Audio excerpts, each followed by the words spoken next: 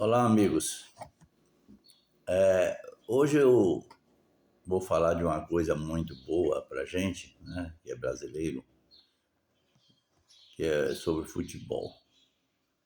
Eu não sou especialista em futebol, não.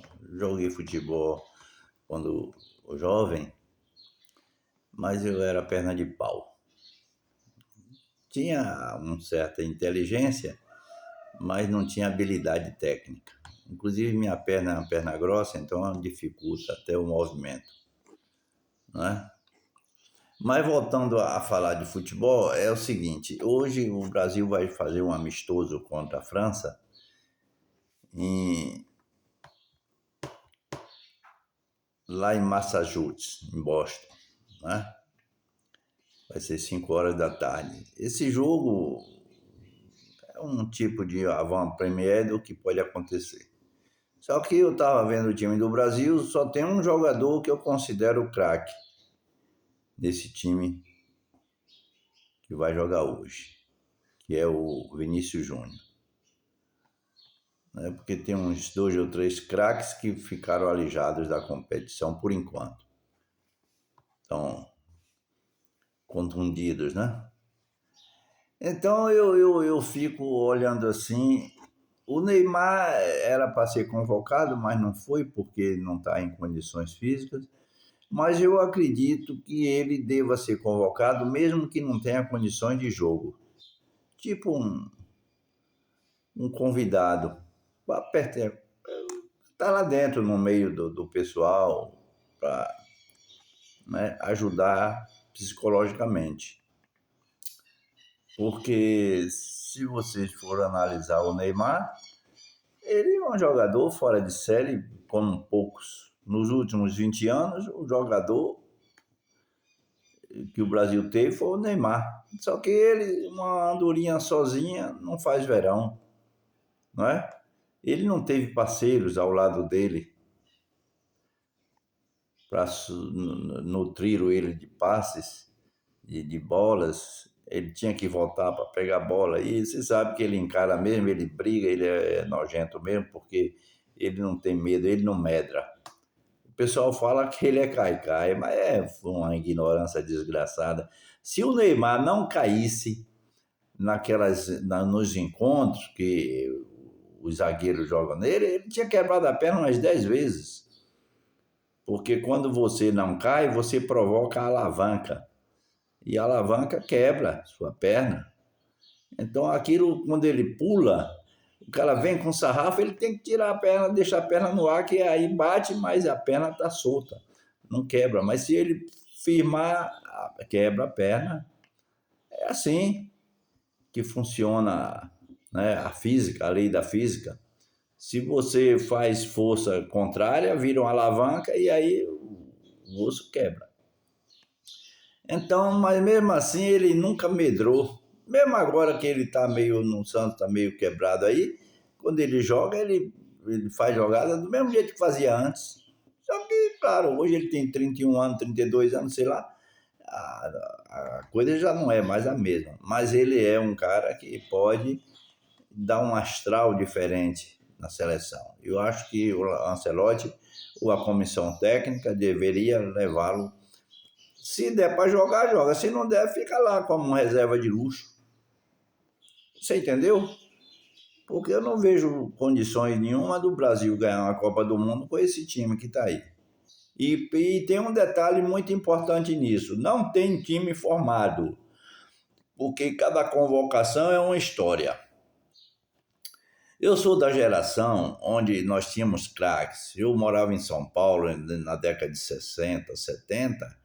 Eu ia para o estádio e eu via 5, 6 craques jogar numa partida só. Santos e Corinthians, Santos e São Paulo, Flamengo e Santos. Era um festival de jogadores tremendo. Você entendeu? Quando eu cheguei em São Paulo, era o Santos de Pelé. Até hoje eu tenho ainda a escalação do Santos daquele dia. No dia 20 de abril de 1969, fui assistir o primeiro jogo de Pelé na minha vida, que era o Santos e Palmeiras. O Santos era a escala do Santos era a escalação do Santos era essa. Cláudio, goleiro, não é? Ramos Delgado, Carlos Alberto e Rildo, não é? Clodoaldo e Lima. Agora lá na frente, Edu, Mané Maria, Toninho Guerreiro, Pelé e Lima. Ou Lima não, Nenê, aliás. Então era um time, um time que 6 meses antes meteu 9-2 no Bahia, lá no Pacaembu. Então, nesse dia, o Santos ganhou de 3-1, foi 3-0 do Palmeiras. Mas você via jogadas que uma jogada só pagava o ingresso. Hoje você assiste 2 horas de jogo, com prorrogação por tudo, você não vê coisa nenhuma. Por quê? Porque não tem. Hoje o futebol ficou um futebol europeizado.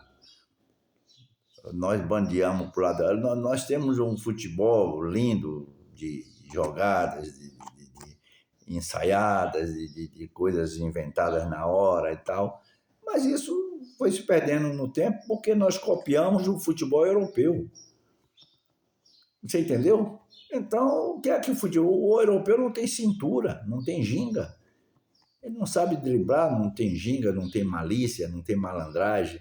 Futebol é malandragem. Você veja bem, todo craque de futebol no Brasil, ele joga bem nos primeiros 5 anos da vida dele. Por quê? Porque ele está beirando a irresponsabilidade. Você entendeu? Então o cara pega a bola, ele quer dar driblar, é dar finta, é dar chapéu, é dar banho de cuia, é meia-lua, é o diabo, é fazer tudo que um cara faz. Por quê? Porque ele sabe fazer, ele tem habilidade, é novo, é irresponsável. Futebol é a arte da irresponsabilidade. Quiseram botar responsabilidade no futebol, ficou nisso aí que tá. Hoje o cara disputa uma bola, parece estar disputando um pedaço de carne. Você entendeu? É uma coisa esdrúxula esse negócio todo, rapaz. Os craques, mesmo que é craque, não dá para jogar, porque o cara tá com a bola, na hora que ele dá uma finta, o outro vem e mete o sarrafo nele, porque diz que humilhou. Então, fica difícil, a arte perdeu espaço. A arte perdeu espaço, o futebol perdeu a qualidade, o nosso futebol, né? E depois disso tem um outro ponto básico que eu levo em consideração, que nós tínhamos a várzea. Você sabe por que chama várzea? Eu morava em São Paulo e naquelas baixios ali, magiando a Paulista e a Sorocabana, 2 estradas de ferro, né, perto do Tietê, tinha aqueles campos de várzea, porque era tipo uma várzea. Quando chovia, alagava tudo. Aí por isso chamava várzea, né? Ah, várzea, futebol de várzea, é isso. Só que esses campos foram, a indústria começou a crescer e a cidade começou a crescer e esses espaços foram ocupados por indústria, por depósitos, por empresas assim, então acabou. Quando eu saí de São Paulo em 1980, já não tinha mais a várzea. E quase toda indústria em São Paulo, a indústria grande que eu falo assim, né? Tinha um campo de futebol, um estádio retado. Eu mesmo trabalhei na Refinação de Milho do Brasil, que é a fabricante da Maisena, Quinó e Hellmann's. Tinha um campo belíssimo, todo em volta de eucalipto, coisa junto da Marginal do Tietê. Depois eu fui trabalhar na GC Lever, que hoje é a Unilever, também tinha um estádio retado, bonito, a gente jogava bola lá, era bom demais. Quer dizer, isso aí era o quê? Era lugar de você jogar bola, porque a várzea foi se extinguindo. Mas depois essas empresas também foi acabando com esses campos de futebol, com esses estádios. Então ficou restrito a uns clubezinhos, um negócio e tal. Então não tem espaço para o jovem. E normalmente o futebol vem do pobre, vem da periferia, né?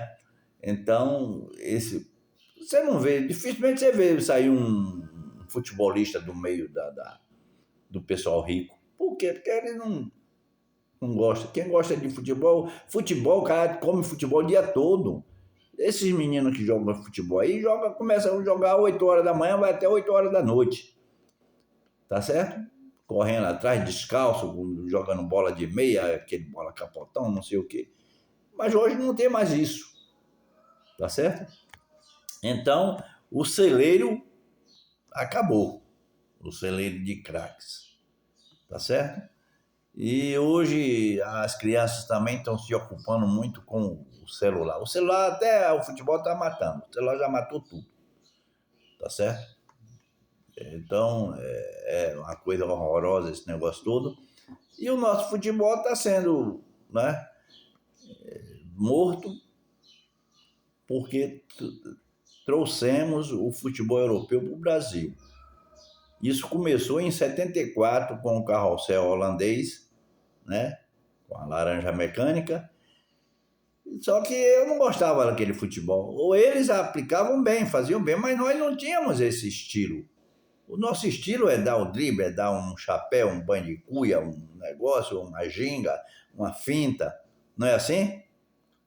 Você pode ver os nossos craques de antigamente, como é que jogava bola. Hoje tem um ou outro que faz isso, mas não pode nem fazer mais, porque se fizer, recebe um sarrafo, no segundo sarrafo já vai para o estaleiro. É uma coisa horrorosa, rapaz. Então o futebol perdeu a graça. Eu mesmo, eu gosto de futebol ainda, mas não vejo mais com bons olhos, não, porque a qualidade ficou muito, né, devagar, e em virtude disso, da, né, da violência. O cara disputa a bola, porque o cara vai estar com a bola, de repente vem 2, 3 em cima do cara, dá logo um sarrafo, a porra toda. Aí o cara quebra a perna do outro e recebe um cartão amarelo. O cara dá uma rasteira no cara, contunde o cara, um cartão amarelo. Aí fica fácil, né? Você anular o craque. Porque nem todo mundo tem coragem. Por exemplo, o Neymar, eu falo de Neymar porque Neymar é um cara de coragem, corajoso. Ele tinha coragem mesmo de encarar a zorra toda, picava o cacete. Eu lembro no Santos, os primeiros 4 anos que ele foi no Santos, era um negócio fantástico. Até ele ir pro Barcelona. Vocês lembram? Ele fazia gol do jeito que queria, ia lá com a bola, voltava, fazia e tal. Mas naquela época ele já sofria. Aí o nego chamava ele cai-cai. Mas ele inteligentemente ele não fazia a alavanca. O cara vinha com sarrafo, ele pulava e ou pulava ou caía, né? Aí o nego falou, é cacá, é pipoca. Então ele que ficasse lá, ver se ele estava mais jogando futebol. Não tá não, rapaz. Então essa coisa toda, o futebol é arte, né? Tem que ser, a falta ela tem que ser razoável. Ela não pode ser uma falta de acabar com o cara, não.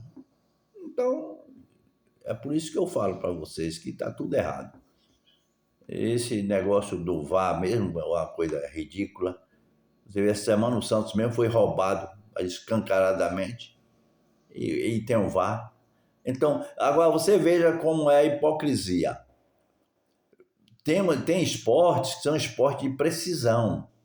É a natação, é a corrida de distância, não é assim? Que é o vôlei, né? É de precisão, porque o vôlei tem a lambança lá, quando o cara acha que a bola não saiu, aí tem a lambança que volta para ver a marca que ele bateu, certo?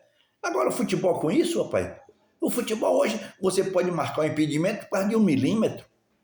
Isso não existe, rapaz. Analisa direitinho. Por causa de 1 milímetro, né? E você não sabe se o cara aponta o nariz, se o cara for um cara e tiver com algum problema sexual, ele já está na frente. E aí, como é que faz? Tá errado, rapaz. Oxe. Então, não, o futebol não pode ser assim. O João Avelange já tinha dito, se botar essa coisa muito séria no futebol, ele perde a graça. E perdeu mesmo. Hoje o cara faz um gol, comemora, pô, de repente, o gol foi anulado. Tá errado, não pode ser assim não, rapaz. Eu acho que o futebol tem que ser aquele mesclado e tal. Você tem que ver algumas coisas pequenas, né? Se a bola entrou, não entrou, é diferente. Mas agora, uma questão de milímetro, o cara tiver com a ponta do nariz na frente, já está impedido. ou está dando condição de jogo ao outro. Não pode ser assim, não, rapaz. Então o futebol ficou ridículo. Hoje eu vou assistir o Brasil e França, mas é tanto que tem muita gente que nem dá bola mais para futebol. Graças a Deus, eu vivi a época de ouro do futebol, que foi a época de 60, 70. Foi quando tínhamos, né, bons jogadores e o futebol era a essência. Você ia no estádio, você via 5, 6 jogadores top. O cara, né, fazia uma jogada lá que, essa aí valeu o ingresso. Era assim que a gente falava. Hoje vale uma zorra, que porra de ingresso, coisa nenhuma. Você paga o ingresso e não vê nada. Se dá é sono, né? Então é assim mesmo. E depois a gente conversa mais sobre o futebol. Vamos ver o resultado de hoje para ver. Vamos torcer para ver se o Brasil faz um jogo bom, mas que faça um jogo bom com consistência. Porque não adianta fazer um jogo bom, ganhar um amistoso, depois chegar na Copa ser um fiasco. Tá certo? Agora, esse Ancelotti aí, eu não tenho nada contra ele, não. Mas eu não admito um estrangeiro comandar a nossa seleção. Principalmente um italiano. Porque se você analisar, veja bem, nós somos pentacampeões. A Itália é tetracampeã. A Itália quer ser penta. Ela vai querer que o Brasil seja hexa? Não vai. E ele, como italiano que tá no sangue, rapaz, tá no sangue. Então, isso aí não funciona, não. Aí, depois que acontecer, teve tramóia, teve... Não é, rapaz. Você está botando a raposa para tomar conta das galinhas. Pense nisso para vocês verem. Não existe não, porque seleção brasileira é como se fosse uma guerra. Tá certo? Esse jogo de seleção brasileira é como se fosse uma guerra. É um negócio nacional. Não é um negócio de clube, não. É um negócio nacional. É coisa de orgulho nacional. Então, qual é o país que quer ver qual é o cara que quer ver seu país perder ou vai trabalhar para ele perder uma Copa? Mesmo que ele seja neutro. Não tem neutralidade. Na hora H, o sangue ferve nas veias, à vontade e tal, e aí é problema. Depois vai dizer, teve um escândalo aí, o cara ganhou dinheiro para a Itália ser campeão ou para o Brasil perder. Vai ser assim, você vai ver a fuxicada que vai. Só na cabeça, por tanto técnico, nós somos pentacampeões, perdemos 2 Copas em casa, tá certo? Somos 3 vezes ou 4 vezes vice-campeões, nunca deixamos de participar de uma Copa, tá certo? Todas as estatísticas nos favorecem, tá certo? Agora tudo foi feito com técnico nacional. E hoje nossos técnicos não merecem carinho, não merecem respeito. Quieta, rapaz. Isso aí é onda. Você entendeu? Essa CBF tá toda disparidade aí, negócio. Tá precisando de uma CPI da CBF, CPI do futebol, para ver se bota isso em pratos limpos. Porque esse negócio do VAR, por exemplo, é problema puro. Tem time aí todo dia prejudicado. O Santos, antes do VAR, em 95, não tomaram o título do Santos, que deram para o Botafogo. Eu não tenho nada contra o Botafogo, não. Inclusive, sou até simpático do Botafogo. Mas aquele título era nosso. Passaram a mão escancaradamente. E agora, com esse negócio do VAR, ficou mais fácil, né? Porque aí a culpa ficou pro VAR. Agora vai pro inferno. Porque o VAR mostra a coisa. Mesmo mostrando, os caras ainda acham que não. Que tá errado, que o VAR tá errado. Então, eu não sei. E também tem um detalhe, é o ângulo que o VAR pega. Depende, o VAR não está em todos os ângulos, não. Porque é a questão de perspectiva, né? Esse negócio de ver a coisa. Se você está de enviesado, você vê uma coisa de um jeito. Se você está certo, você vê a coisa de outro jeito. Então, eu acho que o futebol não precisava disso, não. Porque o futebol não é um esporte de precisão. E hoje você pode ser flagrado em impedimento por conta de 1 milímetro. É absurdo, né, bicho? Fala sério, é uma coisa esdrúxula. Tá bom, meus amigos, eu tô falando isso aqui aleatoriamente porque eu inventei de fazer esse programinha aqui, essa live sobre futebol, porque eu gosto de futebol, que eu tô fazendo a revisão da vida toda, né? Eu tô botando no YouTube e no Facebook. Quem quiser curtir, para mim é bom compartilhar, né, comentar, que é sobre a revisão da vida toda desse negócio do INSS, dessa roubalheira que estão fazendo contra a gente, né, tomando nossos direitos adquiridos. Então o papo é esse, vamos torcer aí para o Brasil e o resto a Deus pertence. Bom dia para vocês, amigos.